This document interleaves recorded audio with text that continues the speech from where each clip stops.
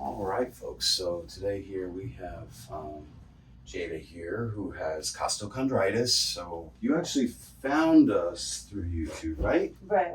Okay. So a lot of people that have costochondritis, first of all, never get diagnosed for years. We've had cases of 10 years going and they've never been diagnosed. You know, a lot of medical doctors are just not great with musculoskeletal diagnosis.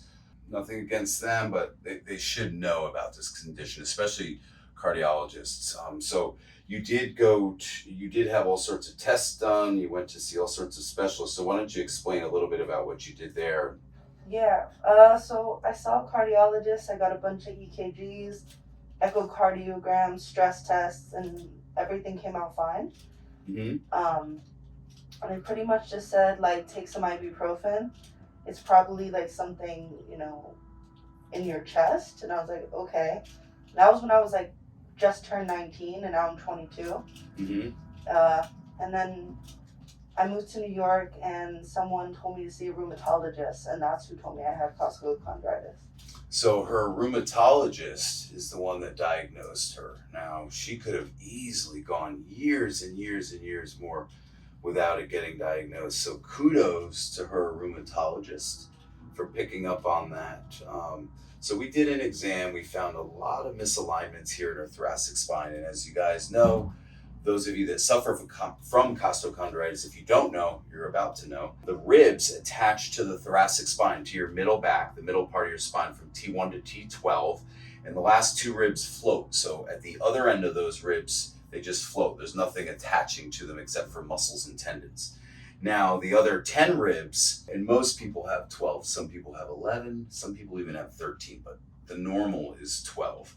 And those ribs wrap around and then attach to our sternum here. And there's cartilage here between the sternum and the rib. And that's where costochondritis is diagnosed, when you have inflammation and pain. And a lot of people get hung up on Tietz syndrome, which is the same as costochondritis. It's just maybe a little bit more of a severe case where you can actually see the swelling in the chest wall. And in that case, we jump right to cold laser therapy. So this is what, treatment number 3? 3 for you. How are you doing? How has the chest pain been? It's been off and on. I'd say that it's pretty sensitive right now. Okay. So yeah. Okay. So we're gonna loosen up some of the soft tissue in here, and we have a couple of ways to do that. We're gonna use the PTLMS machine. You can definitely use this if you have one at home. It's gonna be maybe not as strong as this one right here. You need a license for this, a medical license. But if you have somebody that can do this for you while you lay down, it's a great idea. And putting heat on your back first helps, and ice on the chest area where it's inflamed, where you have chest pain. I've done some videos on like 3 of my favorite stretches for costochondritis, and one where we had 22 stretches and exercises for costochondritis. And in that one, I have people using a lacrosse ball to get in here. So today, we haven't given you a lacrosse ball yet, right? So No. today we're gonna, you'll go home with one of those, okay? And I'll show you how to use it. So it's normal for people to have chest pain, get adjusted, feel great for a couple days, and then it slowly comes back again. It's because the spine is still out of alignment. It's like building a brick wall, really. Each adjustment is like adding a brick to that wall.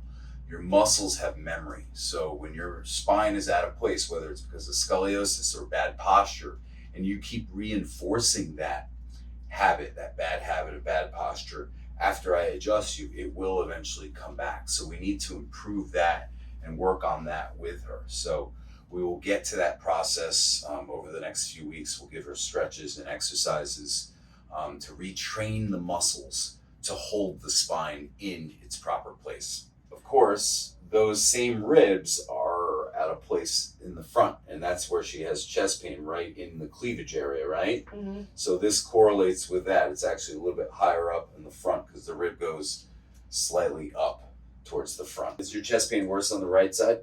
No, it's primarily on the left. On the left, okay. Yeah.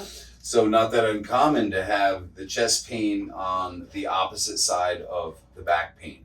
But oftentimes people do have it on the same side, and sometimes it wraps around from the back to the side. So her rheumatologist is the first one that we've had actually diagnose a costochondritis. Oftentimes, it's the sometimes a physical therapist that does that. Physical therapist is a little bit better at that. So oftentimes it's musculoskeletal specialists, not the MDs, not the cardiologists, unfortunately, that diagnose a case of costochondritis.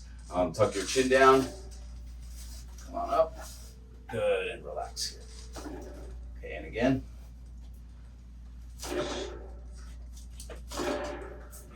Cross the arms again. Take a deep breath in. Come on up. Keep that chin tucked. And roll. Good. Okay, slide up. Now you're doing the 3 stretches, right? Yeah. Okay. So we did a great video of 3 of my favorite costochondritis stretches. Those are the most effective. Relax your head back. And I'm going to give you a little cross ball today, so you can add that to it. Okay.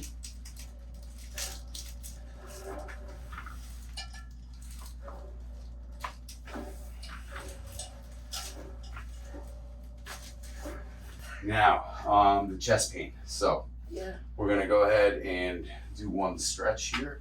Go ahead and bring the arm up. There we go. Good. And in this video, I show you how to do this stretch on your own, right? You can do 3 to 5 strokes. It's very effective. Okay, now let's do the other side. Good. Again. Good. And I'm contacting her above the breast and just below the armpit and the collarbone right now.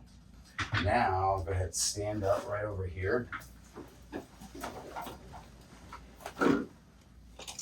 Simple lacrosse ball. Come on over here.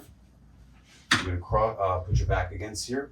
Cross your arms in front of you. You're gonna keep it off the spine. Keep it right to the side of the spine. So the muscles in between the shoulder blades. And basically just do a shallow squat up and down. Yeah. There you go. And then, yeah, there you go. And then to get a little bit lower area, just move the ball down. Go ahead. That's gonna be a tender spot right there. This is a great stretch. You can do it at home. You can even travel with that ball if you need to. It's super lightweight. All you need is a ball and a wall. So that's one of my favorite costochondritis stretches if you have posture issues or scoliosis, and that's one of the causes of your case of costochondritis. But either way, if you do have costochondritis, this is going to help. Thanks for tuning in. Thank you guys so much. If you got anything from this video, or even if you just like this view of the Empire State Building and the Chrysler Building, give me a like and don't forget to subscribe. Appreciate you guys.